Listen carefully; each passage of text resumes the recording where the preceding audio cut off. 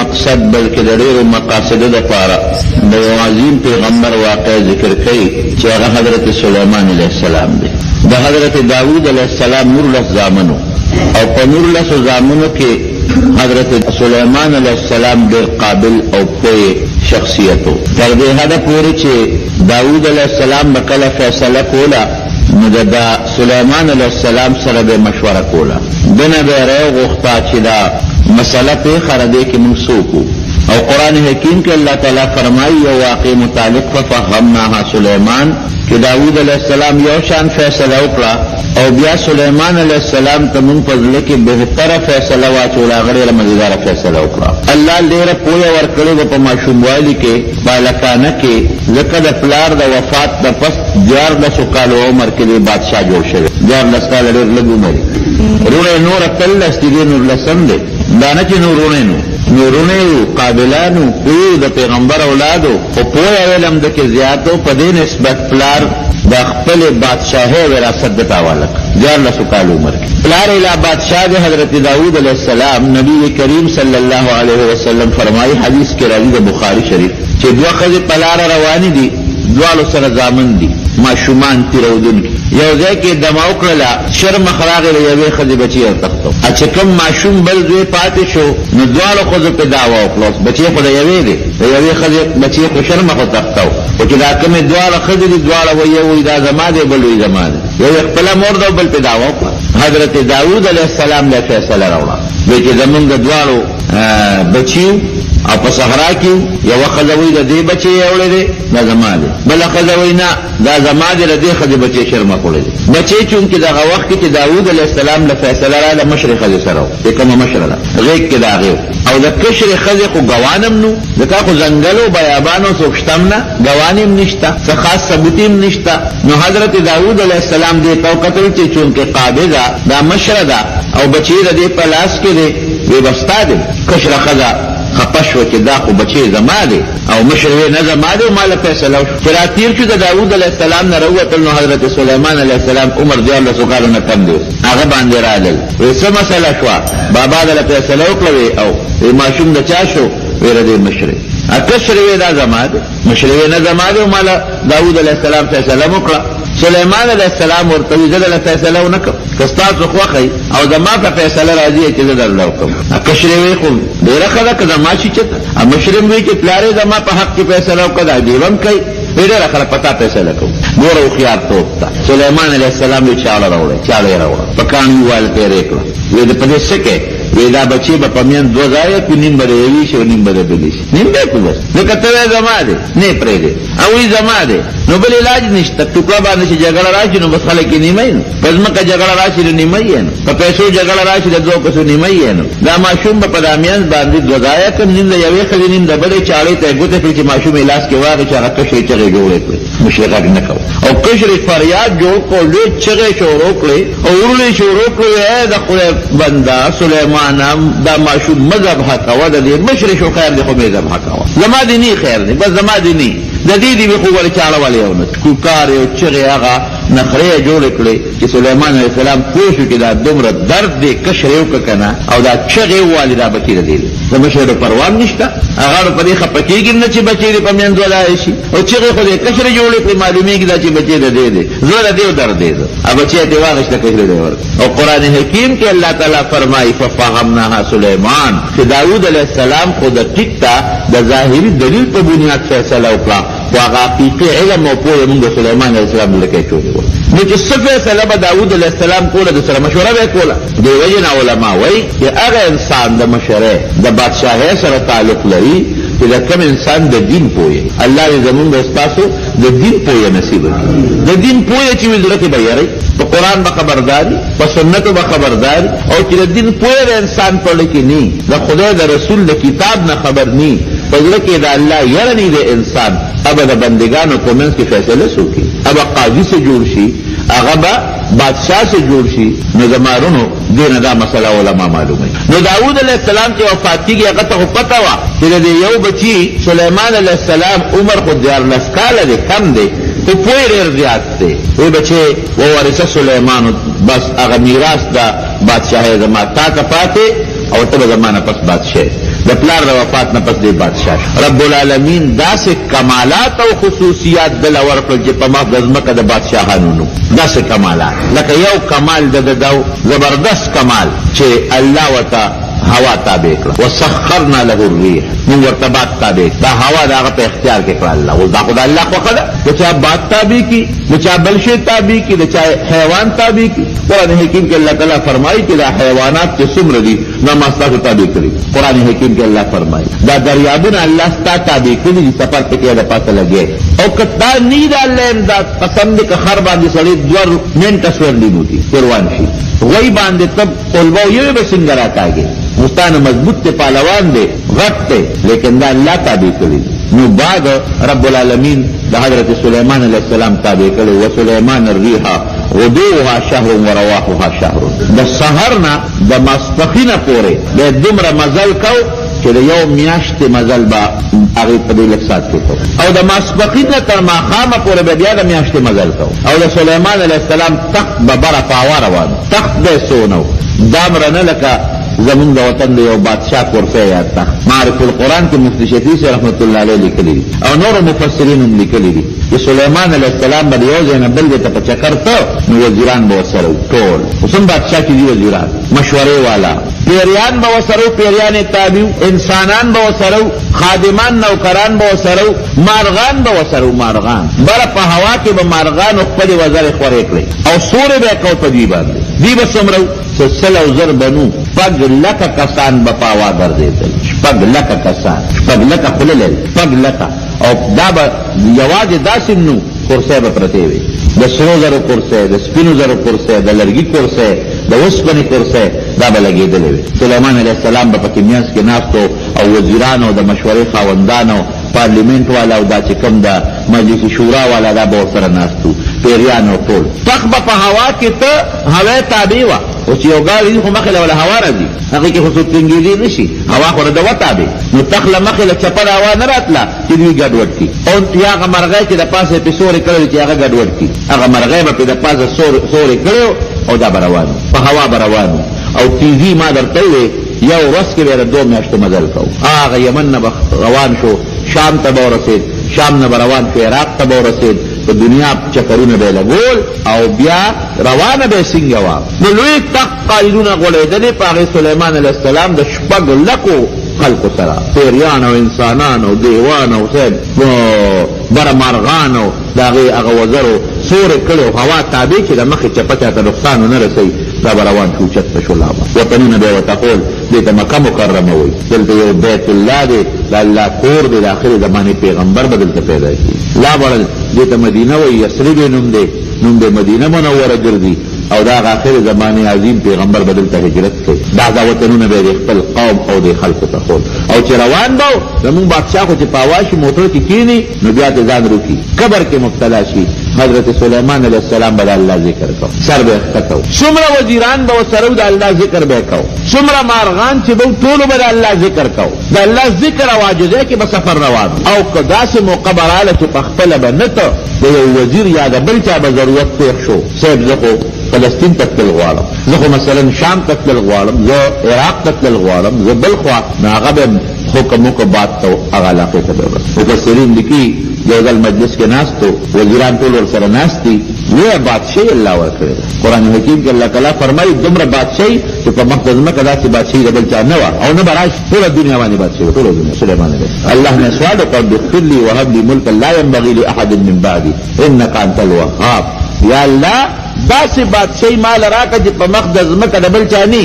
الله نے سوال کو لا ينبغي لاحد من بعدي کہ تر قیامت پوری د بل چا د بادشاہي تر قیامت پوری. او انك انت الوهاب الله بخون کې د بادشاہ ہے ته دغه نه کنه الله بادشاہ دی. سو چې غواړي تؤتي الملك من تشاء، قران کې الله فرمایي وتنزع الملك ممن تشاء. چا نه غواړي بادشاہي ته لري، چا له غواړي غلا بادشاہي وري. انسان عمل ته الله ګوري چې عمل دې انسان څنګه دی، خدای ته بد دی، خدای خبادشاہ پیرا ولي بد نو خراب بادشاہ پیرا ولي. وتعز من تشاء وتذل من تشاء، عزت او ذلت د الله تعالی په اختیار کې. دنیا کې څوک اون خدي چې زما دي عزت نه په دولت حاصلېږي شي، بادشاہي په دولت نه حاصلېږي، د الله ورکړه او د الله طاعت دې زمارو. وہ اللہ نے سوال کی انک انت الوہاب، اللہ بخون کی دا بادشاہ تھے، ہب لی مال دا سے بادشاہی را کے لا ينبغي لأحد من بعدی کے زمانہ پر دبل چاہنے تقریبا دنیا بادشاہی دبل چاہ نشتا، بات تابع دبل چاہ نرے، پیریان تابع، شیطانان تابع دبل چاہ نشتا، بمارغانو پا خبر پوئی دا مارغانو با خبر کولے پدی بل سوک نہ پوئی گی نو ناست اختل وزیران ورسردی دے کے اسرائیل علیہ السلام را راغ پا مجلس سلیمان علیہ السلام تے وزیر مجلس دے قتل دے انسان پا شکل ہو گئے سٹپ او کیس نظر باندے ہوگا اولا یہ وزیر سلیمان علیہ السلام تا وچے شاید دماغ لکی گی فلان کے علاقے وہ میرے بات کا حکم کا مورد حلقت مشورہ شروع ہوگا دا تسے کہوئے نا علم تنگے خریادی شروع کو سلیمان علیہ السلام ورطن بنے کئی چھے مکوہ لکم دلتا منگ سرخیوی نا بسر سنگ کی ہما باغ علاقے طرف سے دا خاص وزیر محبت امین و بات کا حکم کری ورسوا لکو جاستا ہوئے یہ مثال آغا علاقے تے ورسوا لک ساتھ پس حضرت اسرائیل علیہ السلام راغ سلیمان علیہ السلام مجلس کی کہنا اگر بھی تپوس ہوتا تو وقتی پجلارہ تطور نشوئے وہ او تیر شو زمان دربار تا دیو قتل اور ستر نظر سرا طبیعت دیر خلو سلام کو دیواچو کو طبیعت دیر خلو سے چلو یہ حیران شو ما اللہ را تا حکم مکتی دے سلیمان علیہ السلام یہ وزیر دے فلان کی انوم دے او دے بدر دنیا آغا فلان کی گوٹ کے فلان کی کلی کے فلان کی دے کے پزمک ناس سیور سے ساتے ہوگا سر وقت پا کیولا دے پا دیلار را تیر شو ما چه میو قتل تا سر ناستے اس سوکم جو قدلتا ناستے ما تقو اللہ آغا زی خول دے آغیتا خدا میاشتے مزل دے بلا مزل دے آغیتا دلتا دے سوخ کے نشم لکہ اسرائیل علیہ السلام تا اللہ تے کم انسانو خیئے او دا آغا زیوتا خیئے چه فلان کی دے کی بناسی ساتے ہوگا سا التا بتے ہوگا سا ما تقو اللہ ردی سری متعلق آغا زی خول دے ایتا خو بلا مزل دے او دید دے نوز التا رسیدین نشی گرانا خبر یقن ندے اس اللہ ہم دروغ نوی او نا اللہ خطا کی گی اللہ لخورین لو علم دے او میں چلا اللہ خبر بمانم اقا جیتا ورد چه ورلما تیم خلاو چه اقا جیتا ورد سیدم الترا تناق چاق الناس تو سامی تلوچتا رو اللہ تنمولو سن اگر اور کم زیت دا انسان دا مرد دا پارا مقرری کم تیم مقرری ناغا زی بدلی دی شو ناغا تیم کے فرقاتی نو پخپلا بم پا ہوا گردے دا او کچابت مطالبہ اکلا ناغلا بیم ہوا تابیق لو غلاقی تبیق پرسو او مارغان بورسرو او مارغانو بورسر خبر کولی دا سن نوا مستقل پا مارغانو حیواناتو کے دا سے ناشنا مارغان دی چاگیل اللہ کمالات ورکلی دی لکہ دا ہود واقعہ درست در پریم صبر کوا نو ملا جرگت بے مستقل گرزو دا گان لے انجینیرو دا دو معلومات پہ اولا کول دا ہر کیف مارغانو چې به خبرې کولې سلیمان علیه السلام په پوهېده او دبم مارغانو سره د هغوی په ژبه خبرې کولې هغه پوهول ملګرو ته به ناستو دا مرغۍ چې چغې وایي که نه وی دا وی چې سبحان الملک القدوس معنی دا ده جبه خو بله وی خو مطلب دا وی سبحان الملک القدوس هغه به الله لپاکي د چې ډېر لوی بادشاه دی د هر عیب نه پاک څونه ښکلې معنی دا بله مارغه چې اواز کوي نو دی وی سبحان الله دا بل مارغه چې چغه وی ته خو چین چین کوي دا چین چین نه دی دی الحمدلله قرار باندې یو ځل روان دی کله په هوا کله په ځمکه او علاقه تېرېده او نیت سلیمان علیہ السلام دو چې دا لوی ځنګل دی دلته به موږ دمه کوو خو هغه وادی النمل دا میگیانو علاقه وا اوسم بعض شرو علاقو ته تاسو ورله چې انسان قدم هغه ته نه ورسونه کی میګی ډیر ځای هر ځای میګو سوا دلته سولا الته سولا سړی ته ځای پکې نه ملاویږي چې په یو ځای کې صادر خور کې پکې تیر میګی دم رډی نو سليمان علیہ السلام چې کوم علاقه ته نیت کړو نو په هغه علاقه کې چې دی ورور رسول هغه د میګیانو علاقه وا بلا دا واړو غټو نری میګو ډکوا نو یو میګیره په دې میګانوم یو موري لکه شاته مچوچ یو موري ټول تابعوي دارنګه دې میګوم یو مور ده هغه راوتله او دې لختر سليمان عليه السلام ته قتل خپل میګانو بچو ته اعلان وکړ اے بچو سلطان نوزه یا ایها النمل ادخلوا مساکنکم لا يحطمنكم سليمان وجنوده وهم لا يشعرون اے میګانو بچو سلطان نوزه سليمان عليه السلام پڑے لوی دوم دام او غلبه کرا روان دي او ګور خبرز مریض بم کی لکه بلا لخر دی وسره انسانان دی وسره حیوانات کی وسره پخپو کې بمدل کی او هغه ګور پزان نه پويږي هم لا شعورون دا چې اخو پته نه لګي لام نظم کې ته زوم نه ګوري چې پلا راځي او بعض مفسرین دا معنی کوي چې ډېر لوی پته ځای کې روان دي پړې لوی دغه کې شان کې روان دي نه پويږي ګوره برباد بمو فتبسم ضاحكا من قولها چې دې میګه دا خبره اوریدا نو سليمان عليه السلام مسکی شو مرګرو ته وام راغل ونسب ویا غلطه میګه او مرګرو ته ټول بچو ته اعلان وکړ چې اگر روان یو مرګري ورسره دی ګوره پولان دی بمودل کی او پويږي نه دا دې بدلوخه بل خو دې دلته میګانو کله دې میګانو وطن دې او بعض مفسرین لیکي چې بیا هغه میګه سره خبرې وکړي چې سره خیال دی وی میګه ورته عجیبه نصیحت وکړه اے سلیمانه الله بادشاہي درکړه شکر ادا کړه اے سلیمانه الله پیغمبري درکړه شکر ادا کړه الله ډېر لوی شان درکړه په دنیا کې د لوی بادشاہي درکړه د دنیا خلک یې درته تابع کړل اے سلیمانه ګورې ستا د خشته وجود لا یو داسې روزه مشته چې دا به مړاوي شي ګوره میګې ته ګوره اے سلیمانه ستا د بادشاهۍ له داسې روز ته چې دا به ختم شي اے سلیمانه دې وخت ته امر حکم وکړي امر هو خو زمونږ غلطه معنا خلک کوي حکم کوونکی هر ځای ته حکم چلیږي یو وخت به بیا ستا متعلق حکمونه کېږي چې دا خبره سلیمان علیه السلام واورېده نو وجود یې غوني شو ویښتې درېدل او په ژړا شو او چې کله به هم د هغه میګې نصیحت حضرت سلیمان علیه السلام ته رایاد شو نو په ځمکه په سجده به پروت و جړل به تر هغې پورې چې یا به بېهوشي پرې راغله او یا د هغه میګې هغه خبره به ترې او یو ځل دقسې په لاره روان دی قحط راغی چې قحط راغی نو ملګرو ته یې ویې داسې کوو چې بار وځو د باران دپاره سوال کوي استسقا دپاره اوس هم دا مسله ده چې کله هم باران بند شي نو مسلمانانو له پکار ده چې هغې د استسقا منځ وکړي بار ته د استسقا باران دپاره سلیمان علیه السلام سره د خپلو ملګرو بهر ته روان شو چې د کلي نه لږ بار ته ووتل یو میګی د خپل چته کړې ده تر دې خو په خبرو پوهېده د خپل چته کړې د هغه میګی او د الله نه سوال کوي او څه سوال کوي یا الله قات دی زمونږ خوراک نشته اس قسمه خوراک نشته نو یا الله مونږ خو د لوږې نه مه وجنه او یا الله دا حیوانات د لوږې نه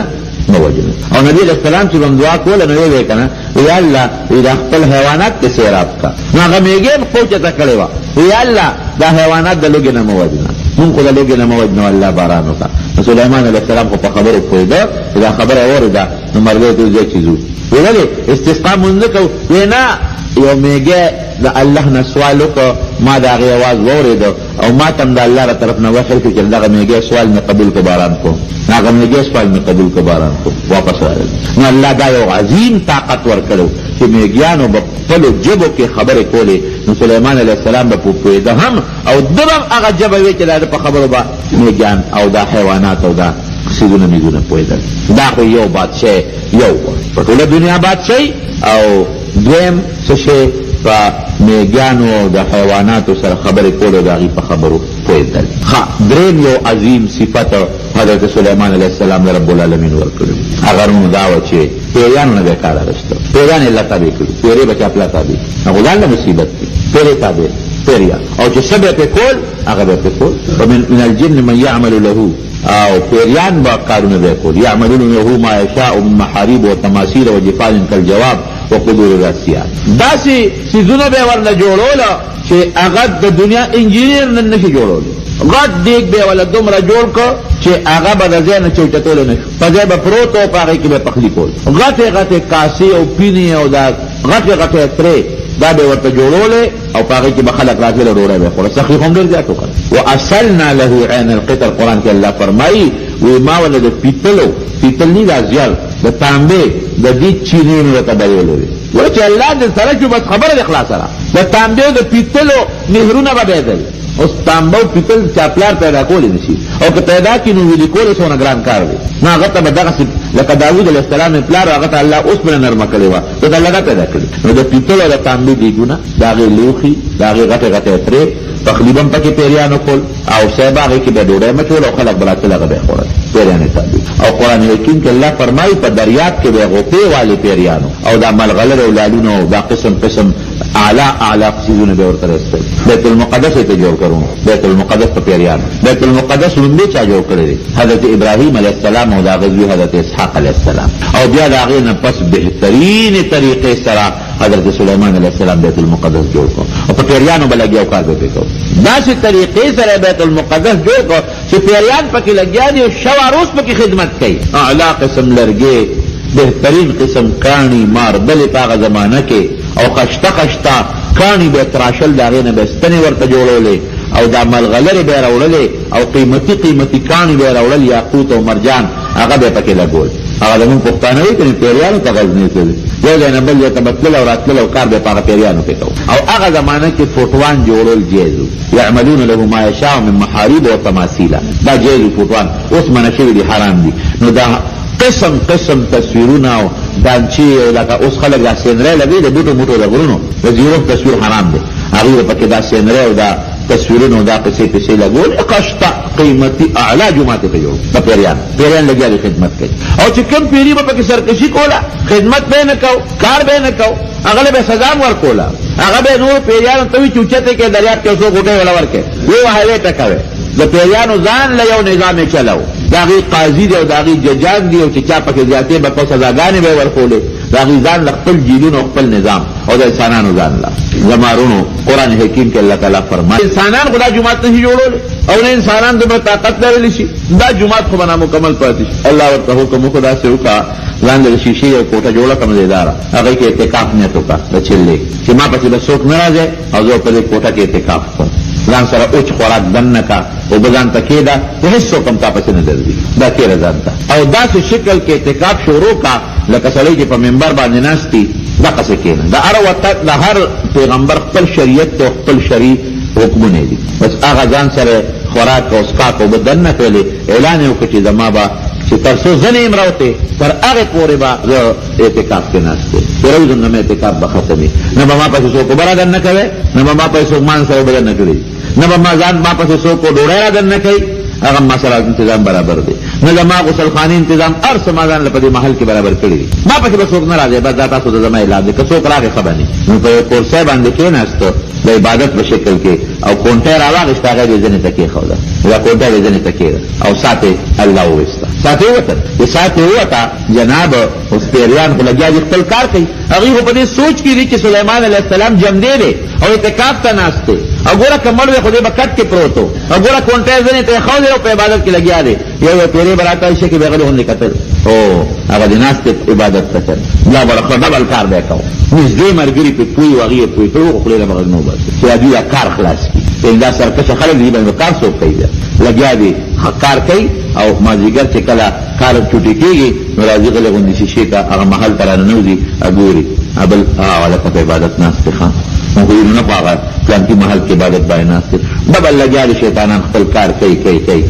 جمعه پوره شو اعلی قسم مزیدار بیت المقدس جمعه دا برابر لګیا دي چې پیریانو کله جمعه مکمل کو کار اخلاص کو اوس الله هم نظام برابرای دلته کې لګیا دي وینه کونټه وېخ کې نختی وینه نختی هغه کونټه لګ لاندې نه خوري کونټه وېخ ته خورل شو چې کونټه وېخ او خورل کې کونټه کې نهستا سليمان عليه السلام را پریوت ساته شپږ میاشتې مخکې وته شپږ میاشتې مخکې د څو وته چې پریوت خلک هم پوي شو پیریان هم پوي شو اوهو دا خو شپږ میاشتې راځنه خو ډېره موده مخکې څه وه مونږ ته څه پته وه چې دی وفات شوی دی ګنې مونږ به هغومره خدمت کوو قرآن حکیم کې الله تعالی فرمایي نو یو ځای کې دمه وکړه ملا جرګک به مخکې دیږي چې کوم ځای کې به دمه کړو وګورو اوبه شته که نشته هغه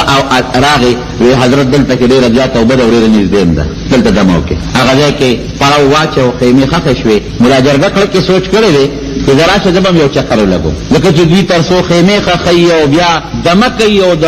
اوبو ضرورت راځي ما خو ویلي چې اوبه شته زه به هغې پورې راغلی قرآن حکیم کې الله تعالی فرمایي ښه دوی لاړ چې ته داسې بره یو پرواز وکړو دا د یمن د سرحد سره نږدې علاقه ده چې پرواز یې وکړو یو بل ملا جرګک وله د هغې علاقې په مخه ونغی هغه سره یې خپلې خبرې ترې وکړې څه کې ته ده کمې وی زه خو د شام یم او سلیمان علیه السلام سره ګرځم هغه سره راغلی وی ته کوم ځای وی زه د یمن د علاقې د سبا وی دلته دغه شته څه آبادی شته او دلته خو یو ډېره زبردست آبادي ده یو ښځه ده او د هغې نوم بلقیس دی او هغه د هغه خلقو مشره ده او د هغې لاندې د دنیا وزارتونه دي ډېر ناشنا تخت شاهیه دی بلا فوج دی دې ملا جرګک وی راشه معلومات به حاصل کړم او سلیمان علیه السلام ته باله ورسره لاړ چې لاړ هغه ټول ارسې پر خپلو سترګو وکتل دلته د سلیمان علیه السلام نه مانځه وخت راغی چې مانځه اواز راغی وی هدهد څه شو حدود نشتا بس غصه شو چې دین ایک بخ مونږ ته اوبه خولی وي چې مونږ اوبه راستي چې مونږ هم کړی دی لأعذبنه عذابا شديدا او لأذبحنه او ليأتيني بسلطان مبين یا بد دې ما ته دلیل پیش کوي چې دلیل باندې به خبره کوي ور داسې خبرې کوي لکه عام انسانان چې بل تر کوي دلیل په انسان پیش کوي حیوان نشي پیش کول لیکن زمارونو ما تیره جمعه تفصیل لته ویل دي چې د حیواناتو سره دغه تعلق لکه خپل عام لخر سره چې څنګه هغه په خبرو پوهېدل خبره جواب ورکول هغه سره خبره اترې کول عام د لخر د یو کاردار کار به تغشتو او یا به ذبح کوم او یا به داسې کوم چې سزا ورکوم چې دنیا کې بدل چا چا نه ورکړي سره او باندې به غونډه وباسم دغه چې ملا جرګک راخاره شو چراغ سليمان عليه السلام ته پیش شو چرته تللی وې څه کول وې صاحب ما خو یو ناشنا خبره راوړې جئتک من سبأ بنبأ یقین یو خار د سبا وته وي دا غینم یو خبره او یقیني خبره مې راوړې ده څه دې راوړې دي الته خو یو ډېر لوی قوم دی او ناشنا بادشاهي ده او یعبدون للشمس د انور عبادت کوي د انور عبادت کوي صاحب او ستا په ټول سلطنت او بادشاهۍ کې خو د انور عبادت نه کېږي د یو الله عبادت کېږي د دې غم پکار دی وی رښتیا وی بالکل رښتیا وی زما یو خط ولا ورسولی ګور په پته ولګي خط در کوم او چې خط ولا ورسه یو غاړه تکینه د هغوی نه غلې غوندې او تماشه کوو چې هغوی به سوی د هغوی معلومات به ورکې ماله برابروي خط یې ورته ولیکه قرآن حکیم کې الله تعالی فرمایي پوټې خط دوه ګوتې خط یې ولیکه انه من سلیمان وانه بسم الله الرحمن الرحیم الله تعالی علی واتونی مسلمین دا خط د سلیمان علیه السلام بادشاہ را طرف نه دی او دا خط شروع د الله د نوم نه شوی ده بسم الله الرحمن الرحیم دا الله په نوم شروع کوم کم الله چې نهایت مهربان او ډېر زیات رحم کوونکی ذات دی اس کبر به نه کوي لوی به نه کوي په خپله بادشاه به فخر نه کوي او زما له طرف ته نه دی لاندې چې ټول مسلمانان چې ماله راشه ګنې نه مو پرېږدم د سلیمان علیه السلام روب دبدبه د بلقیس ته رسېدلې وه د مخکې نه چې دا خط یې سینګ یوړه په مخوکه کې نو هغه به په شاهي محل کې دننه اوسېدله ډېر لوی تخت او تخت شاهي هغې کې ملاسته را دا بلقیس او ده دا خط په دې سوړه وردن نشي دروازې بندې وې هغه یې یوړ او د هغې په هغه سینه د پاسه هغه خط ور وغورځو او لاړ یو ګوټ کې کېناسته اوس د ښځې څه ګمان راځي چې دا خط به د هود هود راوړي پورا جرګټ به راوړي مارغان خو ډېر ګرځي په تاسو په چا خیال راځي چې دا شی د مارغه راوړه دا چې را بیداره شوه ویې کتل خط یې په سینه پروت دی خط یې کولاو که خط د سلیمان علیه السلام او په خط باقاعده مهر لګېدلی دی اعلی قیمتي مهر ابه داسې و لکه دا اوس هم بعض انسان په لفافه کې د دې بورډ دا پرچي دي یو نستی بورډ هغه چې په هغه لفافه کې بند کړي د پاسه پرې لاک ولګوي او د هغې د پاسه یو سټیم مهر ولګوي چې پته ولګي چې دا کولاو شوی نه دی دغسې یو مهر یې پرې لګولی او بعضې مفسرین لیکي چې د عنبرو او د مختلفو خوشبودارو څیزونو مهر یې لګولی و په هغې د پاسه ټاپه مهر لګولی په هغې یې خط بند کړی چې خط یې وکته خط ډېر اعلی طریقې سره بهترین کاغذ باندې لیکلی شوی دی بهترین خوشنویس لیکلی دی اعلی خوشبویي تیزي فوراً یې خپل وزیرانو د هغه پارلیمنټ او د اسمبلۍ هغه زمانه کې چې څه ممبرانو د هغې میټینګ و فوجي جرنیلان وغیره او خط یې ورته وښو چې دا خو ماته یو خط راغلی دی او داسې خط چې ډېر مزیدار خط کتاب کریم قرآن حکیم کې الله فرمایي ډېر د عزت خط دی او عزت ته معلومیږي او د سلیمان علیه السلام د طرف نه دی ځکه دې خو د هغه نوم اورېده او پکې دا الفاظ ذکر دي چې بسم الله الرحمن الرحیم د الله په نوم شروع کوم ښه ده هوښیاره وه ورته یې داسې کار دی ان الملوک اذا دخلوا قرية افسدوها وجعلوا اعزة اهلها ذله په پارام کې نه سلیمان هم طاقت تاسو نه لري اورېدلې ما اورېدلې دي بیریان دیوان تابع دي او که زمون په دا وطن حمله وکړه مونږ عزتمن به ذلیله کړي هر څه به راله ختم کړي دا باغونه دا وطن به تباه و برباد کړي داسې چل کوو ګورو یې چې دې واقعي پیغمبر دی او کام بادشاه دی که دې پیغمبر یې خو تابع به شو او کام بادشاهي بیا به ستا سره مشوره ومنه وی یو ډالۍ ورته لېږم یو تحفه او یو امتحان پې کوم که ډالۍ یې قبوله کړه او امتحان کې کامیاب شو خو دې پیغمبر دی او که دې کې ناکام شو نو عام بادشاه دی بیا ورسره جنګ کوو اوس تحفه ډالۍ څه ده ناشنا وی 1500 غلامان 1500 وینځې وله لېږم هلکانو ته د جنکو جامې او جنکو ته هلکانو جامې هلکانو ته لاسونو کې بنګړي او لوپټې په سر چې دې دا پته لګولي شي که نه شي لګولی قابل دی که ناقابله او مختلف قسم یاقوت او غمي او هیرې او لال جواهرات یې یو ځای کړل او اسونه وخان وی دا ټول به د سلیمان علیه السلام ته تحفه بشي او په منځ کې پکې یو ملغلره کېښوده هغې کې سورې کړې دی خو په داسې سینسي طریقه باندې چې هغه سورې کوږ دی صرف یو شی به ستا معلومات کومه چې دا اوتار یې ورسره کېښ بس نور یې غږ ونه هغه هدهد خو هر څه په د خپلو سترګو ولیدل راوال به ته سلیمان علیه السلام له راورسېد سلیمان علیه السلام دا لوبه کړې چې 1500 هلکان د جنکو جامې چولي دي جنکو ته هلکان دا خو دا خبره تاسو یو او بل دا دی چې دا له تحفې رالېږئ د ستا معلومات کوي او یو ملغلره یې ښودله پکې سورې کوږ تار ورسره پروت دی تا معلومه چې دا تار ته په دې ملغلره کې اچولی شي که نه شي اچولی په خولې به درته غږ نه کوي سلیمان علیه السلام نه چې دوی څنګه راورسېدل ډېر عزت او اکرام یې او ورته یې ویې وګوره چې غوسه کېږي به او که په نرمۍ به خبرې کوي که سخت د غوسه وکړم دا بادشاه پیغمبر نه او که په نرمۍ ستاسو مېلمستیا وکړم دا معلومېږي چې پیغمبر چې راورسېدل سلیمان علیه السلام ډېره ښه مېلمستیا وله وکړله په صحیح طریقه باندې او دغه دا ډوډۍ نه مخکې دا مونږ خو دغه طریقه ده چې مونږ خو به مونځ کوو او تاسو مونږ سره په خپل مانځه کې شریک شئ قصه اوږده خو بهر کې اوبو ته یې کېنول نو د جینکو د هلکانو د مخ د اوبو اچولو طریقه خو هر چا ته معلومه ده هلکان څنګه په مخ اوبه اچوي او جنکې څنګه اچي او لاسونه جنکې څنګه انځي او لکان څنګه انځي نو پته یې ولګوله وی دغه خوا کې دا چا چې ښځو جامې چولي دا لکان دي دې خوا کې دا نور جنکې دي او چې هغه پلیټ یې ورته کېښودو نو تاریخ لیکي تفسیر خازن لیکلي دي نو اوس برې کې به تار څنګه اچي کوک سوري کې نری تار اچول او ورته دام نه وي چې پکې واچوه نو د وینه نه دا کار واغېستو حیوانات خو دي پاتې که نه وینه خوله کې تارونی و په سوري کې وردن نه شو بل طرف ته ووته قصه خلاصه او دمکي وله ورکړه چې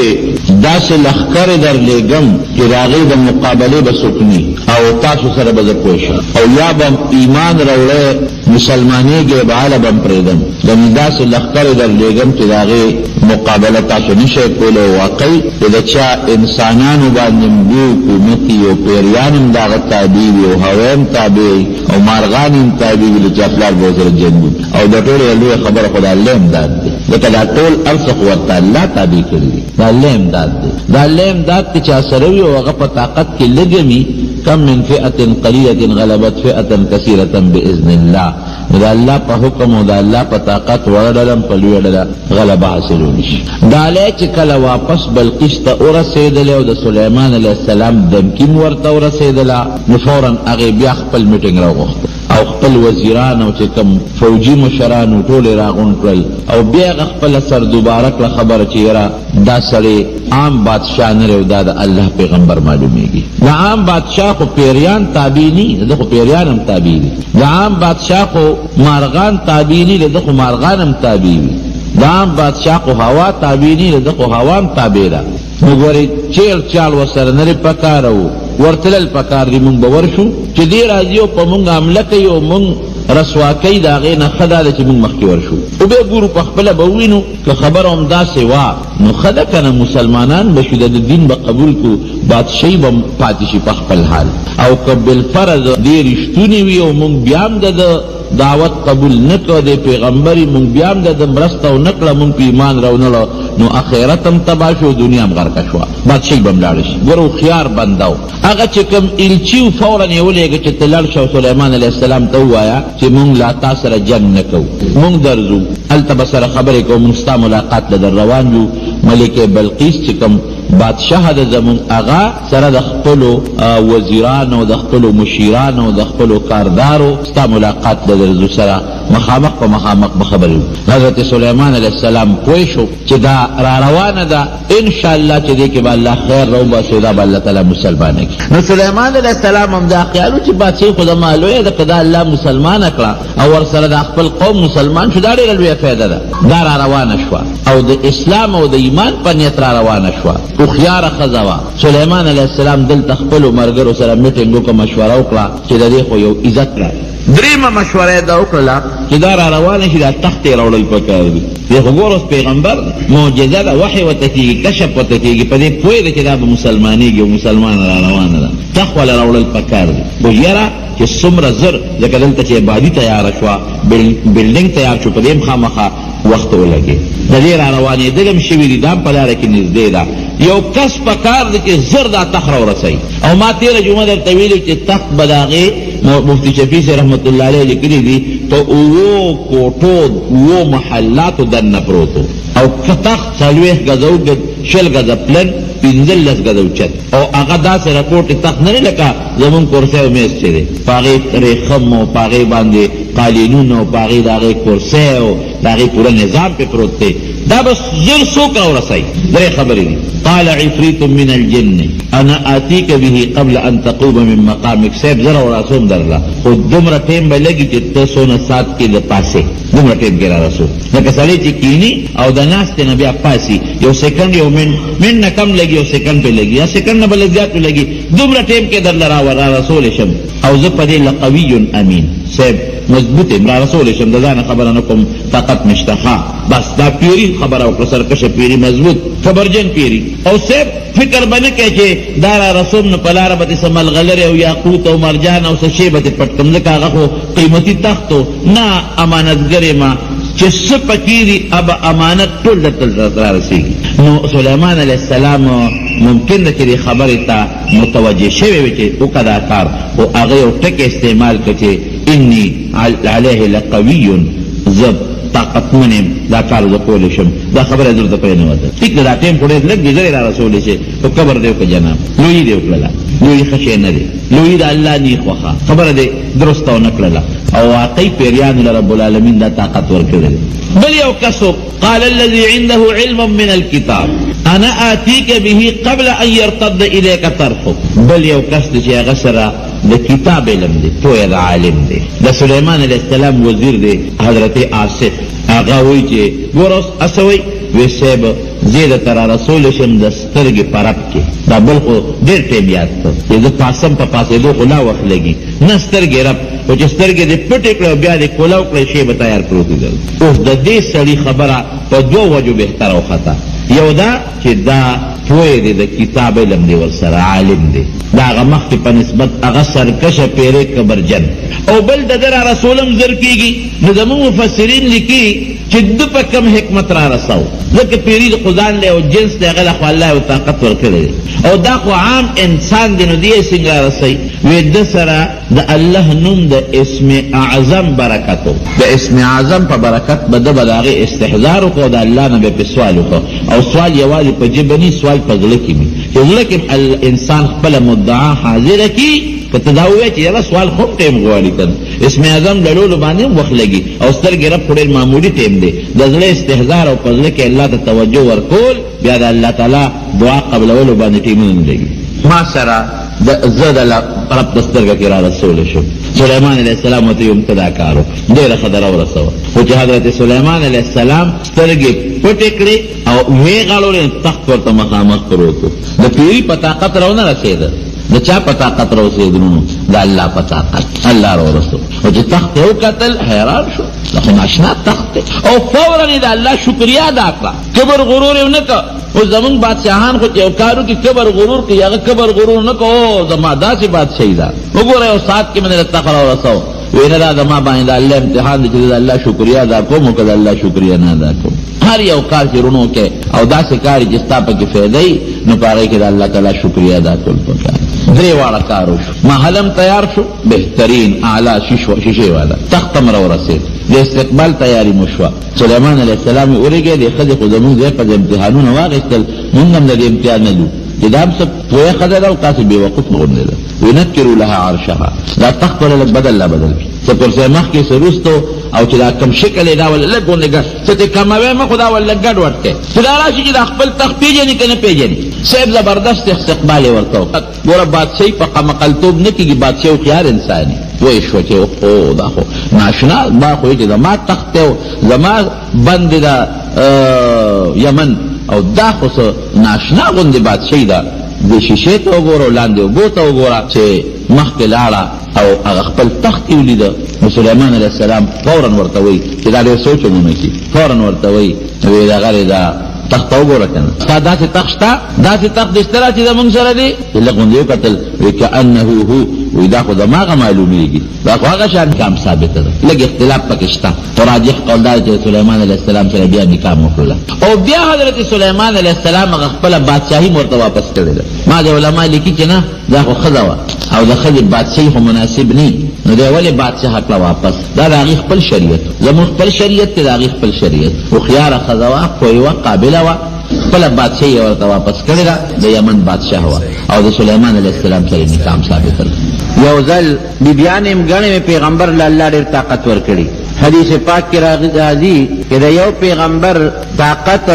دا د 100 جنتیانو عمره دی د 100 جنتیانو عمره او د یو جنتی طاقت د دنیا د 40 ځوانانو عمره دی نو د پیغمبر طاقت تقریبا دومره دی لکه 4,000 سړي چې وي د 4,000 سړو برابر د پیغمبر طاقت دی یو ځلې ماسخوتن قسم وخوړه انسان دې بیا هم کله کله خطا شي وی زما دا 100 بیبیانې دي دې ټولو ته به زه راتلل کومه او الله ذوالجلال به د یوې شپې نه زما د دې 100 ښځو نه 100 بچي پیدا کوي 100 زامن بچیم نه 100 زامن او چې دا 100 زامن زما پیدا شي دا ټول به د الله په لار کې مجاهدین انشاءالله یې هیر شو دی نه وی چې انشاءالله زه به دا کار کوم او زه به د 100 بیبیانو له راځم انشاءالله لفظ یې ونه وی نبی کریم صلی الله علیه وسلم فرمایي د بخاری شریف حدیث ته همغسې وکړه په هغه شپه هغه 100 بیبیانو ته راغی لیکن یو بی بی هم د پارمان باندې پورا نشوا. صرف د یوی بی بی نه یو بچی پیدا شو، اغم نامکمل نیمګړی دی په تخت شاهی باندې ناستو او هغه دایي ولره کوټې غوندې نیمګړی په ټوکړه کې بند د غوښې یو ګوټی راوړه. وی صاحب دا ستا د هغه یوې بیبي نه بچی پیدا شو دا نامکمل. دا قرآن حکیم کې چې راځي که نه ولقد فتنا سلیمان والقینا علی کرسیه جسدا، مونږ ورته په کرسی د پاسه هغه وجود ورواچو، هغه دا شی دی. هغه دایي ولا هغه نامکمل بچی راوړی، دا یې د هغه یو بیبي نه پیدا شو، دا هم نیمګړی دی مړ تشه غوښه ده. اصل دا ده، دا یو ازمایش و چې د قسم وخوړه چې زه به سلو بیبیانو ته راتلل کوم او د هر یوې نه به یو مجاهد بچی پیدا کېږي، شاه سوار مجاهد الله لار کې جهاد بقي ان شاء الله یې هیر شو. الله غټولې خبرې وتاته هغه ایسو نشي داغه یوې خدم نیمګړی بچی پیدا شو. نبی کریم صلی الله علیه وسلم فرمایي بخاری شریف کې حدیث وایي چې ان شاء الله یې ویلې وي د سلو خذو بسل بچی شویو او سین چې دوی هر یو بد الله په لار کې عظیم مجاهد وو، شاه سوار مجاهد وو ان شاء الله. یو ځل د مازیګر نه پس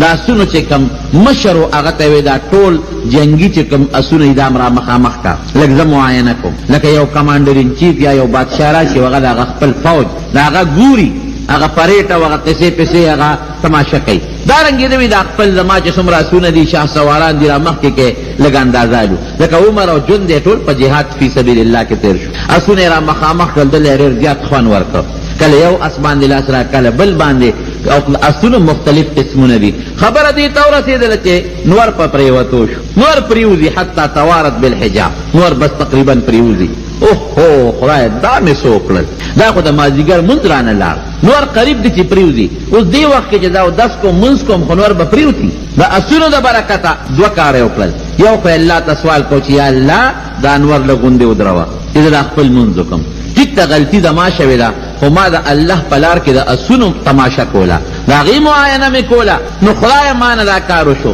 دا انور راته ودروه. نو یو روایت کې راځي چې رب العالمین دا سوال قبول کړ، نور یې ورته په انتظار که ودرو د خپلو ملګرو سره مونځ وکړ. د هغې نه پس ښه د دې اسونو د وجې د ما نه دا مونځ پاتې شو. قرآن حکیم کې الله فرمایي فتفقه مسحا بالیمین والاعناق، داسې دی که نه شروع یې پرې وکړله، وی را دې خوا کې اسونه ټول ذبح کړل حلال کړل، زر اسونه په یو وخت قربان کړل حلال کړل. اسونه اوس هم زمونږ په د امام ابو حنیفه رحمت الله علیه په مذهب کې خدا مکروه تنزیهي د غوښه خوړل راجح قول دا دی، یو کې مکروه تحریمي راځي، یعنی بهتره نه ده چې سړی یې وخوري. خو شافعي صاحب او مالک صاحب او د احمد ابن حنبل مذهب دا دی چې دا غوښه پاکه ده حلاله ده هغوی یې خوري، او د هغې شریعت کې هم خوړل جایز. نو دومره سخي دی چې هغه ټول ذبح کړل او خلکو ته وی زه خیراتي غوښې چې څومره وړی نه وړی. یو ځل یې د الله نه سوال وکړ، بادشاهي هم درنه ده او پیغمبري هم درنه ده، وی الله ته خو بندوبست کې را ټول مخلوق او مال دې ډېر لوی طاقت را کړی دی. لکه تېره جمعه مې ویلي چې سوال یې څه کړی، رب هب لي ملکا لا ينبغي لاحد من بعدي، خدای داسې بادشاهي راکړي چې تر قیامته پورې بل څوک داسې بادشاهي ونه کړي، او الله ولا هغه سوال قبول کړی. نو غله ډېره وه، پیریانو دیوانو به یې خدمت کو او خوراکونه میوې ډېرې وې، وی زه دعوت کوم ټولو څیزونو له ډوډۍ ورکوم. الله وی مک دا کار نشي کولی، وی الله ته اجازت راکنو، ته اجازت غواړم، وی ښځه در مې کې اجازت. غنمان او چې په هغه زمانه کې څومره غله ده،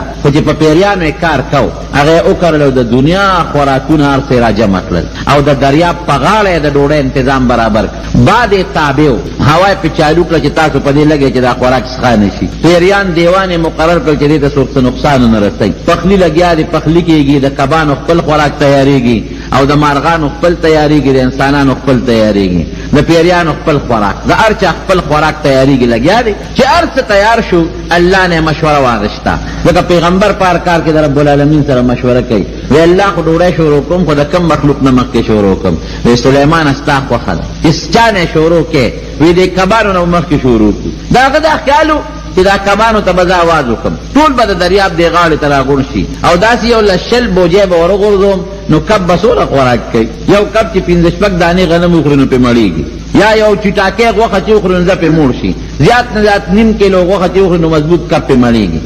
ما د هغې انتظام کړی دی او د یوې ورځې د ډوډۍ بندوبست مېلمستیا ده، یو وخت نه ده، د پوره ورځې مېلمستیا ده. لا ولې وي وی د کال مېلمستیا کوم، وی دا خو بالکل نشي کولی، وی د میاشت کوم، وی دا هم نشي کولی، وی ښه ده یو ورځې به وکړم، وی دا هم نشي کولی، دا یې تمنا وه، وی د یو وخت خو به وکړم، وی ښه ده د ورځې نه وخت لراله خبره. نو وی ځه ټیک شو اعلان وکړه ستا اواز به زه د دریاب د ټولو کبانو ته او د حیواناتو ته ورسوم. په دریاب کې په لکو نه په اربهاو حیوانات او مختلف قسمونه دي، څوک د انسان په شکل او څوک د بل شي په شکل، څوک د بل شي په شکل، مختلف قسمونه دي. اواز یې وکړه ټول راجمع شو. وی تاسو زما نن میلمانه خوراک به زه در کوم، زه به د دریاب دې غاړې ته در غورځوم او تاسو په ټیل ټال نه کوئ، ټول به خورئ، د ټولو خوراک به رسي.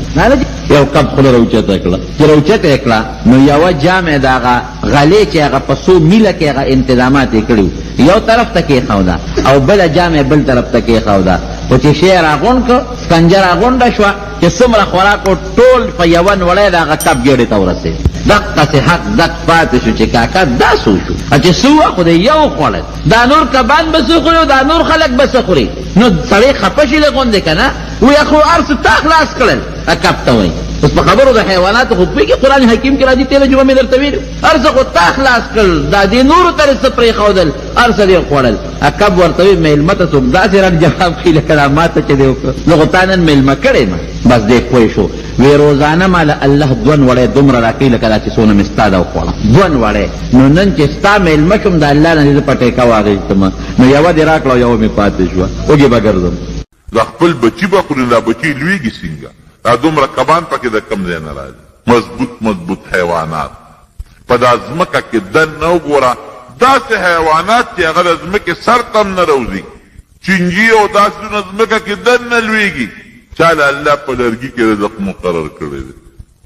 چاله الله په کاڼي مقرر کړی دی، چاله الله په اوبو کې، چاله الله په وچه رزق مقرر کړی دی، څوک په هوا روزي خو روزي رسان الله دې ټولو له رب العالمین رزق ورکوي. بس وی الله زما توبه ده، بس ما ته پته ولګېده چې بغیر ستانه د مخلوق روزي او رزق بل څوک نشي پوره کولی. یو ځل په لاره روان دی مکې مکرمې ته ځي، ځکه ما بله جمعه درته ویلي چې بیت المقدس یې جوړ کړ ډېر مزېداره واله. مکې مکرمې ته روان دی بیت الله ته، په دې علاقه چکر لګی، هوا تخت اوچت کړی دی. راغی د مدینې منورې په علاقه، هلته یې دمه وکړه او خپلو ملګرو ته نشاندهي وکړه چې دا یو پاکه ځمکه ده او نبي آخر الزمان به دلته هجرت کوي راځي به. بیت الله ته راغی، د بیت الله طواف یې وکړو او بیا د یمن د سرحد سره یو ځای کې دمه شو. 6 لکه خلک به ورسره یو ځای ګرځېدل، داسې نو لکه زمونږ د خلکو جهاز کې 500 خلک چې راځي. او کار به د دیوانو مارغانو ناغشته هدهد یې ساتلی و. هدهد مولا جرګک ته وایي، د اوږد غوندې شینې مولا جرګک. دل الله یو صفت ورکړی دی، مارغانو الله صفتونه ورکړي دي. یو خو ده به د چیټي رسان کار کو ډاګي، یو ځای نه بل ځای ته به یې خط لیږه دله به یې ورکړه مخوکې کې به یې ونیوه به یې ورسو. نشانه را د ډېره برابري. دویم د اوبو د معلومات کار به یې ته اخېسته چې ته وګوره اوبه کم ځای دي کم ځای نشته. نو چې یو ځای ته به دې لاړه هغه به وایي چې دلته اوبه شته، نږدې دي، دلته لرې دي. نو بیا به پیریانو دیوانو باندې هغه ځای که نه اوبه به یې ترې ایستې. الله حیواناتو له پوره طاقتونه ورکړي دي. اوس دا مولا جرګک دا کار دی، اوبه معلوموي. نو یو ځای کې دمه وکړه، مولا جرګک به یې مخکې لېږه چې کوم ځای کې به یې دمه کړله، وګوره اوبه شته که نشته. هغه او راغی وی حضرت دلته کې ډېره زیاته اوبه ده او ډېره نږدې ده، دلته دمه وکړې. هغه ځای کې پړو واچو، خیمې خښې شوې. قرآن حکیم کې الله تعالی فرمایي ښه دې لار چې ته داسې بره یو پرواز وکړه، دا د یمن د سرحد سره نږدې علاقه ده چې پرواز یې وکړه. یو بل مولا جرګک ور د هغې علاقې په مخه ورغی، هغه سره یې خپلې خبرې اترې وکړې. څه کې ته ده کمې؟ وی زه خو د شام یم او سلیمان علیه السلام سره ګرځم، هغه سره راغلی.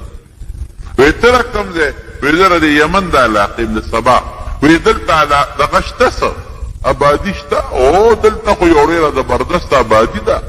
یو ښځه ده او د هغې نوم بلقیس دی او هغه د هغه خلکو مشره ده او د هغې لاندې د دنیا وزارتونه دي،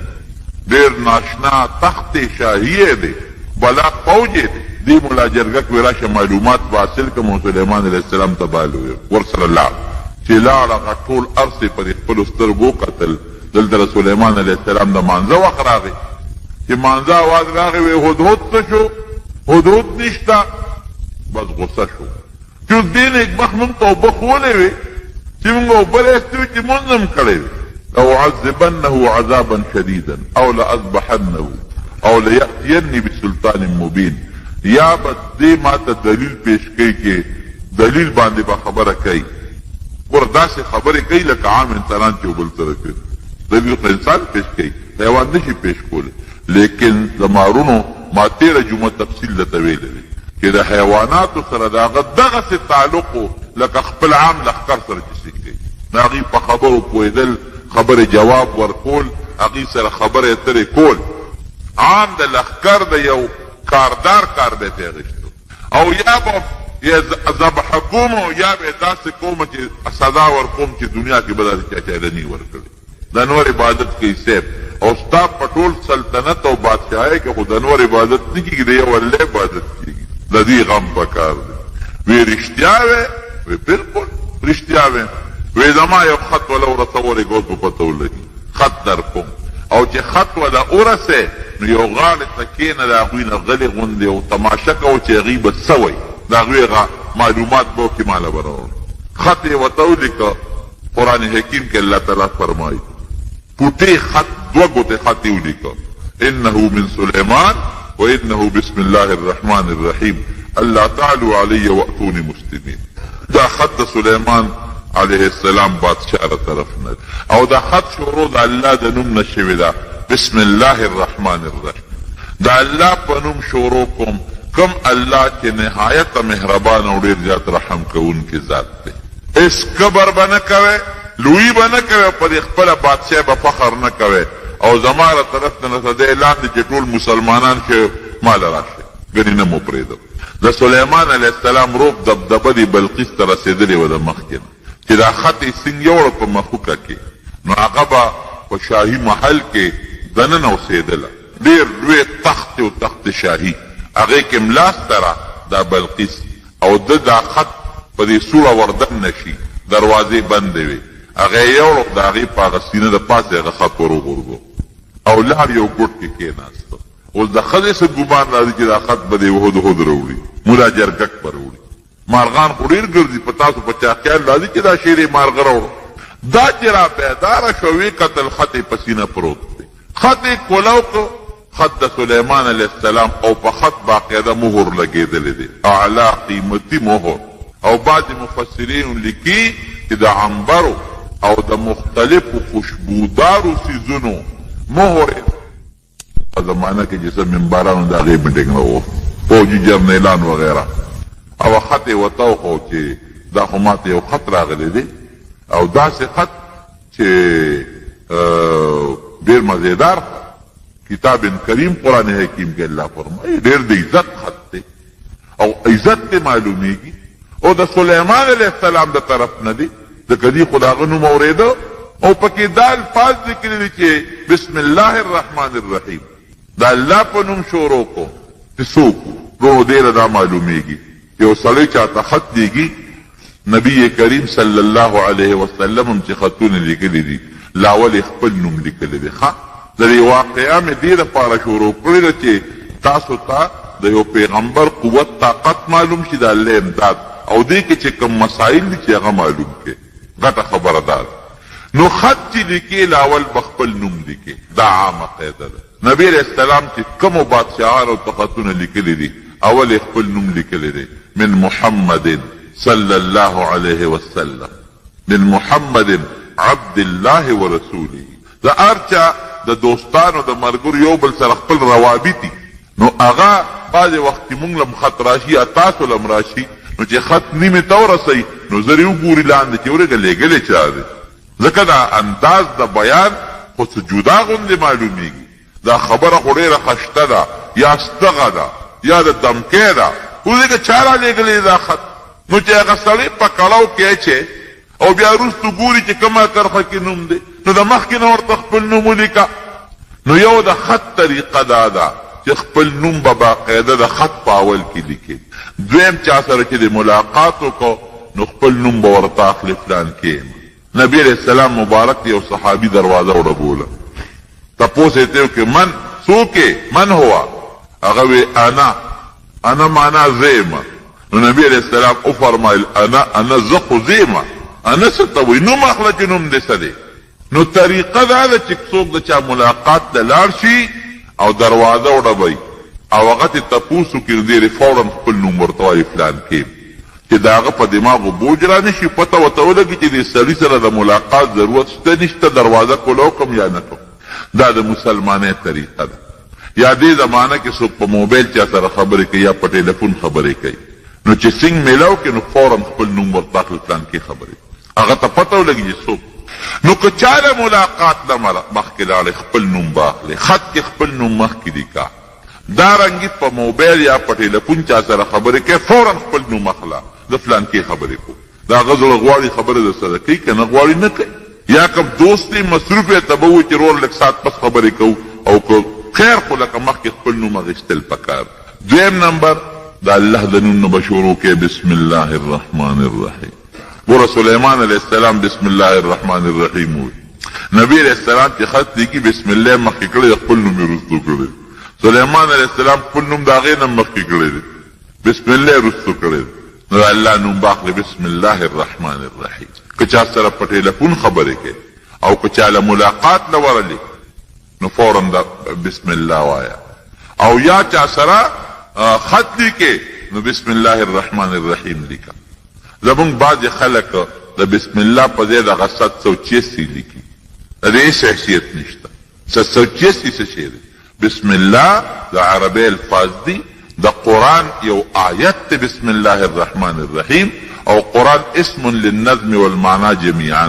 د لفظ او د معنا د دواړو نوم دی. نو 786 به ټیک د معنا ورکی، لیکن په 786 کې د الله برکتی نوم نشته، الله پکې شته نشته، الرحمن پکې نشته، الرحیم پکې نشته. نو بعض خطونو کې خلک بسم الله نه لیکي او دلیل څه نیسي، یاره چې دا خلک بیا سبدیا به د دې احترام نه کوي نو دا لارو کوڅو کې غورځي. نو په دې وجه بسم الله نه لیکو. ښه نو چې تا لاندې خپل نوم لیکلی دی عبدالرحمن، نو رحمان د خدای نوم نه دا دې ویل لیکو، هغه دې پکې لیکلی دی.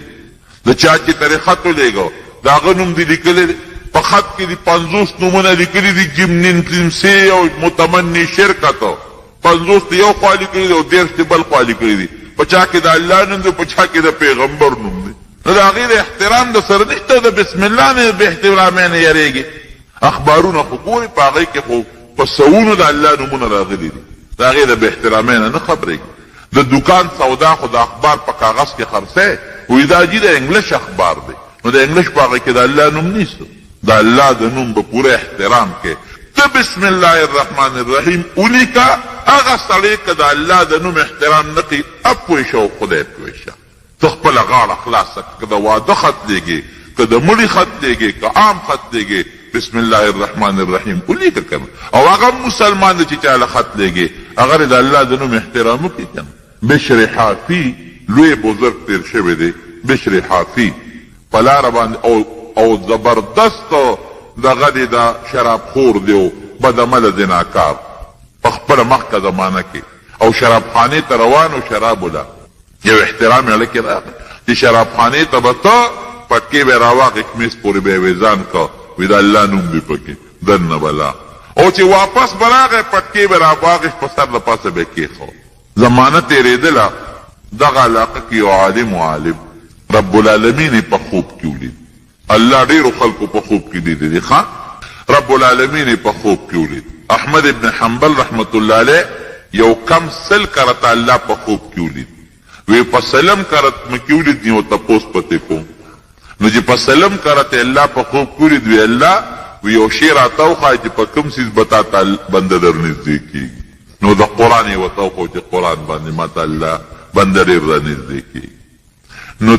دغه عالم خوب کې رب العالمین ولید، الله په خوب کې ولید چې ویلي ده الله ورته وی ورشه او بشر ته بشر حافي ته زما سلام ووایه. دی چې را بیدار شو تپوس کوي یاره بشر حافي هر سړی ورته وایي هغه بشر خو بل نشته او دغه شرابي بدعمله زناکار شته بل نشته. وایي اوس هغه ته د الله سلام څنګه ورسو؟ شراب والا کلب شرابخانې ته بس الله حکم و ایثار نه شو نیغ راغی. دروازې و څوکیدار ته بشر شته وی یو وی څه کوي؟ وی شراب یې څکلي دی او نشه پروت دی. هله وی ما ورته یاد که زه یو پلان کې مچی راغلی تا سره کار دی. چې ورغې ویې لقو او شرابو په نشه کړو ورته یې ویې د کلي هغه پلانکې مولانا صاحب راغلی دی تا سره څه خبرې کوي بس هغه ویې ګنده اسرائیل علیه السلام د هغه په شکل کې راغی ځکه ما سره د مولانا صاحب څه کار دی ابا ما څه کوي دا جوړ اسرائیل علیه السلام د ملا شکل کې راغلی دی او جوړ چپه کوي مې بېغمه کوي مې بس هغه د یارې نه ته هغه صاحب هغه نشې هغه اثار ختم جو په منډه راغی چې څنګه راغی دا مولانا صاحب ورته غاړه ورته یې یو خبره درته کوم استاد په ذات ته الله قسم یې رښتیا به راته وی وایه څه خبره کوې زر وایه څه چل دی ورته یې وی یاره لږ په سا صورت شه ما دوه شپې وشو چې رب العالمین په خوب کې لیدلی دی او په تا سلام وی چې دی ولیدل دا خبره یې واورېده په جړا شو خپل پټکې را په سر کې ویده چیزو ښه زه څه کوم او الله ما سره څه کوي الله ګوره ډېر مهربانه ذات سبقت رحمتي غضبي د سل موقع د الله د قهر راشي یو موقع د رحم راشي هغه یو کم سل غضبونو ته نه ګوره یو رحم ته ګوره حدیث پاک کې راځي چې د الله سل رحمت لري یو رحمت دنیا ته رالیږلی دی او دا په دې خلکو کې تقسیم کړی وایي چې دا پلار او دا مور په بچي رحم کوي او تر دې حده پورې نبي علیه السلام فرمایي چې دا اس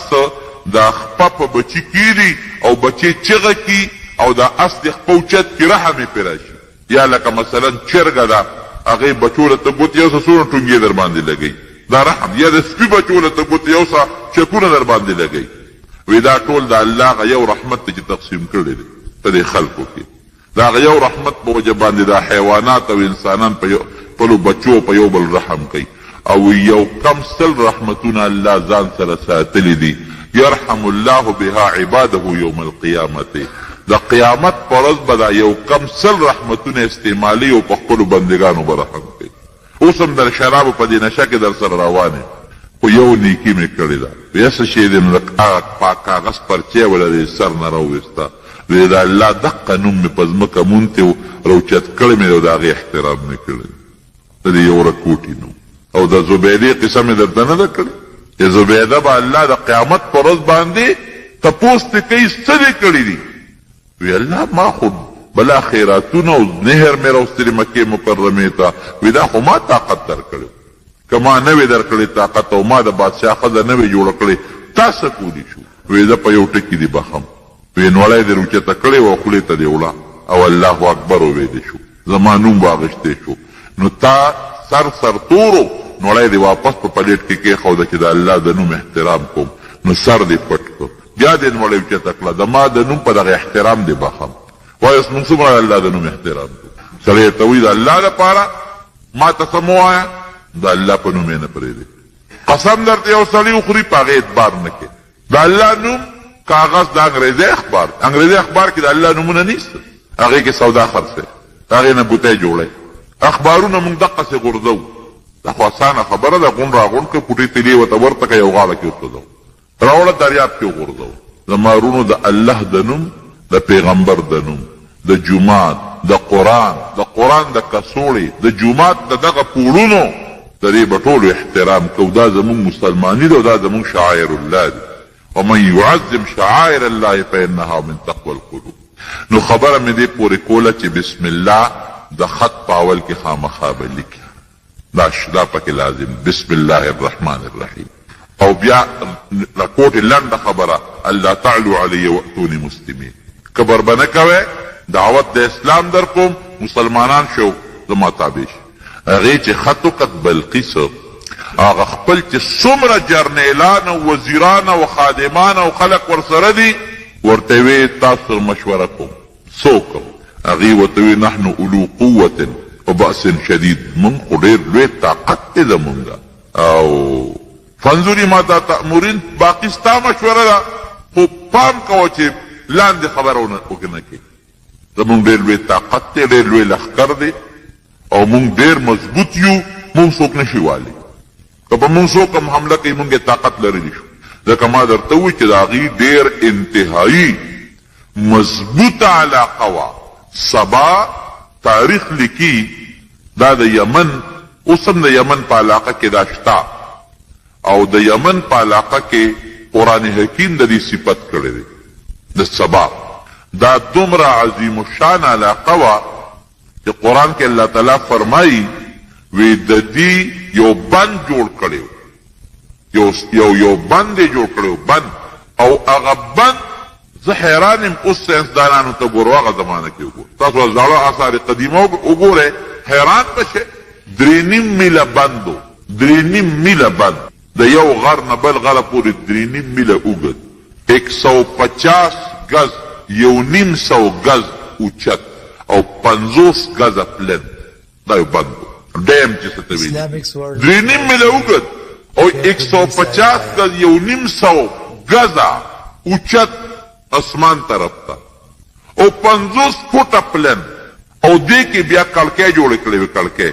په هغې باندې به اوبه پرېښودې مختلفو علاقو ته اوس د بند کې کړکۍ جوړول او هغې انتظام به مې که نه کړکۍ خو داسې نه چې څوک دې ورشي او کړکۍ دې کول او کېدونه د اوبو طاقت چې زور پرشر ورکولي نو هغه کولول هم اسانه خبره خو نه ده معلومیږي دا چې په دې دنیا باندې یو دور د ټکنالوژي او د ساینس تیر شوی دی دا بند په اسانه خو نه جوړېږي دا یو بند او قرآن حکیم کې الله تعالی فرمایي چې ښي طرف ته او ګس طرف ته باغونه دا قرآن وایي ګورې ښه دا الله کتاب دروغ نه وایي او داسې باغونه په دغه علاقه کې چې هر قسم میوه پکې وه هر قسم میوه او خوشبودار بوټي پکې وو او مفتی شفیع صاحب رحمت الله علیه لیکلي دي چې خالی ټوکری به د چا په سر و خالی ټوکری او د باغ په میانځ کې به روان شو چې د په خپله لار به تو خالي ټوکری به په سر وه د باغ نه چې به وتنو ټوکری به د میوو نه بیا ډکه شوې وه دومره به باغونه د میوو نه ډکو را پرېوتل به په دا ځمکه میوې هر قسمه میوې وې پکې او قرآن حکیم کې الله تعالی فرمایي چې دې خلکو له ما بهترین رزق ورکړی الله قرآن کې صفت کوي نو الله چې صفت دی یو شي کوي نو به صفت تابع دی که نه په میلونو زما په خیال چې دې وخت کې زما ذهن کې نه راځي ما بیګا یو تفسیر کته 360 مربع میلې خوده او کسونه خو چې دومره خو په علاقه کې باغونه خوارو او کم چې غټه شاهرابه وه لکه دا تنګي والا شو یا د مردان شو یا د پیښور یو طرف تم باغونه بل طرف تم باغونه الله یو رزق ولا ورکړو او الله تعالی یو نعمتونه په دغه خلکو کړو او د دې تخت څونه به 40 گز اوږد د دې بلقیس تخت 20 گز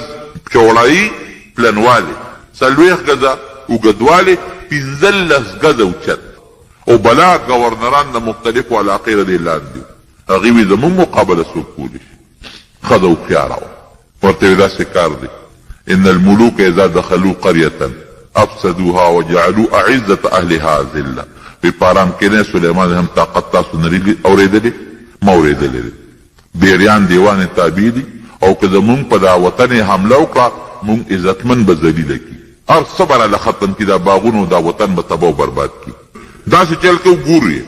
چې دې واقعي پیغمبر دی او کام بادشاه دی که دې پیغمبر یې خو تابع به شو او کام بادشاه بیا به ستا سره مشوره ومنم وی یو ډالۍ ورته لیږم یو تحفه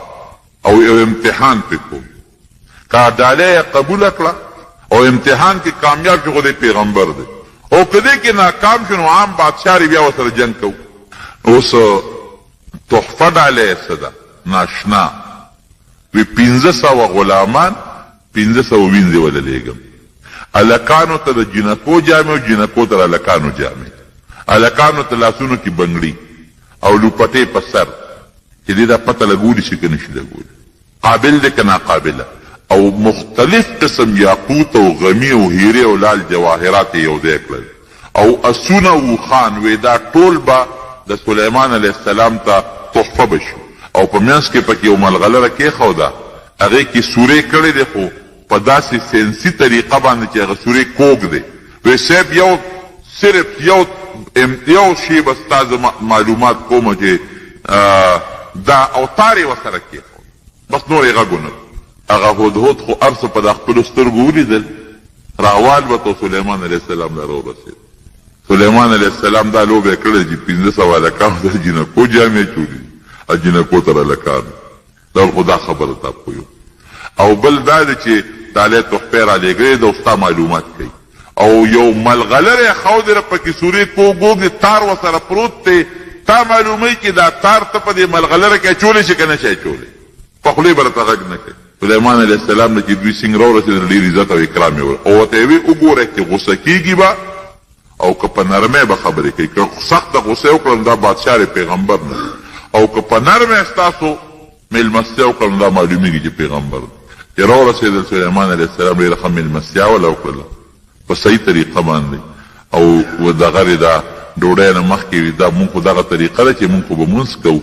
او تاسو مونږ سره په دې خپل مانځه کې شریک شئ قصه اوږده خو بهر کې اوبو ته یې کېنول نو د جینکو د هلکانو د مخ د اوبو اچولو طریقه خو هر چا ته معلومه ده هلکان څنګه په مخ اوبه اچوي او جینکۍ څنګه اچوي وی نه خوله کې تارونې و په سوري کې وردن نه شو بل طرف ته ووتو قصه خلاصه الله خو ګوره رب العالمین انسان زه کله کله حیران شم که نه د حیوانات یو کتاب مې کته دا کونې نه دی کونې دا کم چې په سارو کې کم کې دې کونې د الله تعالی دا یو طاقت ورکړی دی د غوږونه تیز دي د دومره تیز غوږونه دي چې دې په میلیونو چېرته قافله روانه که نه نو دته دا پته لګي چې دې کې څاروي روان دي پخوانو بادشاهانو چې به چېرته ډاکوانو به ډاکه کوله کونې به یې ځان سره ګرځو تار به پکې چولو نو په میدان به پرېښود نو چې او په کوم طرف روان نو دې به وي دې طرف ته قافله ده کونې نه به یې دا یو پیشو ته وګوره په توره تیاره کې د مږې معلومات څنګه په اسانه کوي مونږ ته پته نه لګي هغه ته څونه پته لګي یو میږي ته وګوره میږي په کومه دنیا کې ته معمولي غوندې ګوړه یو شی وغورځوه د هغه د پوزې حس څونه تیز دی کوم ځای نه معلومات کوي داسې حیوانات دي نو خبره مې څه پورې کوله چې دا هدهد د هغه ځای نه ټول پوره معلومات راواغېستل راویړل او بیا د هغه دغه نه کار واغېست هغه مزې په هغه دغه کې پې وردنده وی نه او بیا ورته ووی چې دا هدایا مو واپس کې او زه په دې نه دوکه کېږم او بلقیس ته ووایه چې دومره لښکرې درلېږمه چې د هغې بس دغه نی سر او ویښ به نی معلوم او زه تکړه شه او مضبوطه دمکي ورکړه چې زه د ډالو شوقي نیمه انتم بهدیتکم تفرحون په ډالو او په تحفو باندې تاسو خلک خوشحالیږئ در حقیقت د دین مسله دا ده چې څوک چاله ډالۍ او تحفه یوسي نو هغه قبلول پکار دي دې سره د انسان مینه زیاتیږي محبت زیاتیږي نبی کریم صلی الله علیه وسلم فرمایي دې بادشاه د پیسو شوقي دی د دولت او د ډالو شوقي دی او که واقعي د الله پیغمبر دی هغې د یو امتحان په شکل کې دا تحفې او ډالۍ را لېږلې وې سلیمان علیه السلام خو یوازې بادشاه نو د الله پیغمبر و هغه ته وحی سره معلومه شوه او هدهد هم ورته الوي چې تا باندې یو امتحان کوي که ډالۍ دې قبولې کړې ګورې بیا ستا متعلق به د هغې سوچ دی چې د یو عام بادشاه دی نو په دې وجه هغه تحفې او ډالۍ قبولې نه کړې او دمکي وله ورکړه چې داسې لښکرې درلېږم چې د هغې د مقابلې به څوک ني او تاسو سره به زه پوه شم او یا به ایمان راوړی مسلمانېږې به هله به م پرېږدم ګنې داسې لښکرې درلېږم چې د هغې مقابله تاسو نشئ کولی او واقعي چې د چا انسانانو باندې لوی حکومت وي او پیریان هم د هغه تابع وي او هورې هم تابع او مارغان هم تابع وي د چا پلار به ورسره جنګ وي او د ټولو نه لویه خبره خو د الله امداد دی ځکه دا ټول هر څه خو ورته الله تابع کړي د الله امداد دی د الله امداد کې چا سره وي او هغه په طاقت کې لږه کم من فئة قلیلة غلبت فئة کثیرة بإذن الله نو د الله په حکم او د الله په طاقت وړه ډله په لویه ډله غلبه حاصلولی شي ډالۍ چې کله واپس بلقیس ته ورسېدلې او د سلیمان علیه السلام دمکي م ورته ورسېدله نو فورا هغې بیا خپل میټینګ راوغوښتو او خپل وزیران او چې کوم فوجي مشران ټول یې راغونډ کړل او بیا هغه خپله سر دوباره کړه خبره چې یاره دا سړی عام بادشاه نه دی او دا د الله پیغمبر معلومیږي د عام بادشاه خو پیریان تابع ني زه خو پیریان هم تابع ني د عام بادشاه خو مارغان تابع ني زه خو مارغان هم تابع ني د عام بادشاه خو هوا تابع نه ده، خو هوا هم تابع ده. نو ګورې چیل چال ورسره نرې پکار وو، ورتلل پکار دي. مونږ به ورشو چې دې راځي او په مونږ حمله کوي او مونږ رسوا کوي، د هغې نه ښه دا ده چې مونږ مخکې ورشو. او بیا ګورو په خپله به ووینو که خبره همداسې وه نو ښه ده که نه، مسلمانان به شو، د دین به قبول کو، بادشاهي به پاتې شي په خپل حال. او که بالفرض دې رښتونې وي او مونږ بیا هم د دعوت قبول نه کړو، د پیغمبري مونږ بیا هم د مرسته او نه کړه، مونږ په ایمان راونړو، نو اخرت هم تباه شو، دنیا هم غرقه شوه، بادشاهي به هم لاړه شي. ګوره هوښیار بنده و. هغه چې کوم ایلچي و فورا یې ولېږه چې ته لاړ شه او سلیمان علیه السلام ته ووایه چې مونږ لا تا سره جنګ نه کوو، مونږ درځو، هلته به سره خبرې کوو، مونږ ستا ملاقات ته در روان یو. ملکې بلقیس چې کوم بادشاه ده زمونږ هغه سره د خپلو وزیرانو، د خپلو مشیرانو، د خپلو کاردارو ستا ملاقات ته درځو، سره مخامخ په مخامخ به خبرې وکړو. حضرت سلیمان علیه السلام پوه شو چې دا را روانه ده، زمونږ ټکسونه ومنئ، جزیه ومنئ، غږ درته نه کوو. او که دا به م ونه منله نو د هغې نه پس به ورته بیا وي چې ښه نو بس را میدان ته شئ چې سره یو بل سره جنګ وکړو. دا زمونږ د مسلمانۍ طریقه ده. او هغه سلیمان علیه السلام هم په دې پوه شو. نبی علیه السلام مبارک یو ځل جهاد له صحابه لېږل چې کوم صحابي مشر کړی هغه ته وایي وی سردست جنګ مه کوه، لاول دعوت ورکه، که ستا دعوت یې قبول کړه ډېره ښه ده. وی که یو قسم الله ستا په لاس مسلمان کړي دا تا د ډېرو غټو او قیمتي مالونو نه بهتره خبره ده.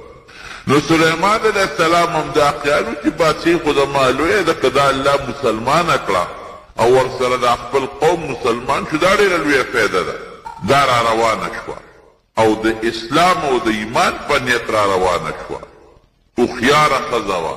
سلیمان علیه السلام دلته خپلو ملګرو سره میټینګ وکړه، مشوره وکړه چې د دې خو یو عزت پکار دی. یو میلمه چې د بار نه راځي پکار دی چې د قربانه خلک د هغه عزت وکړي، استقبال به نه ورکړي. او د مسلمانۍ طریقه هم ګورې داسې ده. نبی علیه السلام به د کافرو هم خیال ساته چې کوم کافر به رسول الله صلی الله علیه وسلم له ملاقات ته رالل، د هغې به ډېر عزت کو، ډېر قدر به یې ونه کو. مخامخ په مخامخ استغ سپورې چاته نه وې. عایشه صدیقه فرمایي یو کافر را روانو، وی نبی علیه السلام یې ډېر بد و چې دا ډېر خراب او خطرناک سړی دی.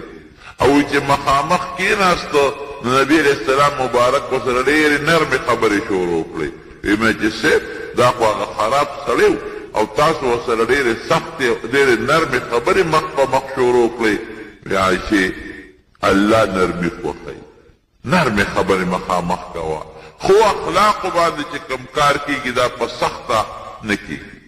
په نرم خوی، په خو اخلاقو د نبی کریم صلی الله علیه وسلم ملګري چې څومره کافر په هغه زمانه کې ملګري شو، مسلمانان شو، نو زیات تر د نبی علیه السلام د ښه خوی، د نرمو خبرو، د ښو اخلاقو برکت